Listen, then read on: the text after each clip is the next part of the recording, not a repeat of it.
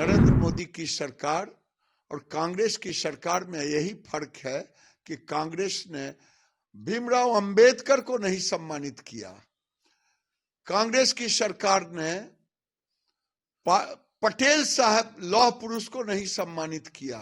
अगर उसको सम्मानित भी किया तो मोदी की सरकार ने की। समाज को आगे बढ़ाने में उनका जो रोल है, पिछड़ा को, वंचितों को, वो बहुत बड़ा रोल है। तो हम लोग इसका स्वागत करते हैं। तो भारत रत्न सांकेतिक लगेगा माननीय प्रधानमंत्री जी। देश के ऐसे जो बड़े महानायक हैं उनको पहली बार भारत रत्न या पद्म पुरस्कार जैसी चीजें मिल रही हैं। सर्वप्रथम मैं तो केंद्र सरकार को बिहार की जनता और देश के वंचितों की ओर से मैं इसके लिए धन्यवाद देता हूं, कोटिशः धन्यवाद देता हूं। कर्पूरी ठाकुर, मेरा सौभाग्य रहा कि कर्पूरी ठाकुर एक समाजवादी नेता थे।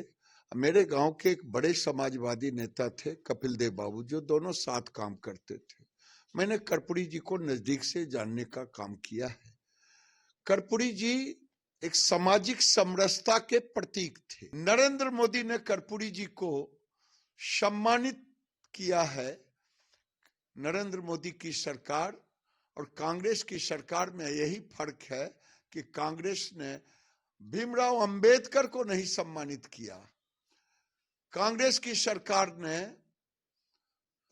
पटेल साहब लौह पुरुष को नहीं सम्मानित किया। अगर उसको सम्मानित भी किया तो मोदी की सरकार ने की। पटेल को सम्मानित किया, अंबेडकर को सम्मानित किया, कर्पूरी जी को सम्मानित किया। कर्पूरी ठाकुर जी का जो पूरा इतिहास है, जो पूरा कारनामा है और जो पूरा काम है भारतीय समाज के लिए और बिहार के समाज के लिए, वो बहुत बड़ा है। पिछड़े, अति पिछड़ों, दलितों की आवाज़, सांप्रदायिक सौहार्द के लिए जो उन्होंने काम किया जब वो यहाँ के मुख्यमंत्री थे, और जो फार्मूला दिया, इवन आरक्षण का जो फार्मूला उनका है, बड़ा कारगर रहा। जब हम लोग मंडल कमीशन के सपोर्ट पे खड़े थे जवाहरलाल नेहरू विश्वविद्यालय में, मैं छात्र संघ में था, तो उस वक्त भी कर्पूरी फार्मूले की बात होती थी। समाज को आगे बढ़ाने में उनका जो रोल है, पिछड़ा को, वंचितों को, वो बहुत बड़ा रोल है। तो हम लोग इसका स्वागत करते हैं। बेहद स्वागत योग्य कदम है, लेकिन इसकी पृष्ठभूमि जानिए। लालू जी के वैचारिक गुरु थे, नीतीश जी उनके सानिध्य में थे, और मुझे तो स्मरण है प्रधानमंत्री जी के समक्ष 2-2.5 साल पूर्व हमारे तेजस्वी जी ने पुरजोर तरीके से इस मांग को की थी। तो ये जो एक धर्मांधता का तमाशा कर रहे थे, उसमें उनको लगा कि सामाजिक न्याय की धारा उस पर भारी है। तो ये फैसला मैं समझता हूं जैसे भी लिया गया, उन्हें पता है कि वो प्रोजेक्ट जो उन्होंने सोचा कि उससे काम चल जाएगा 22 जनवरी वाला, वो बहुजन धारा के समक्ष झुक गई।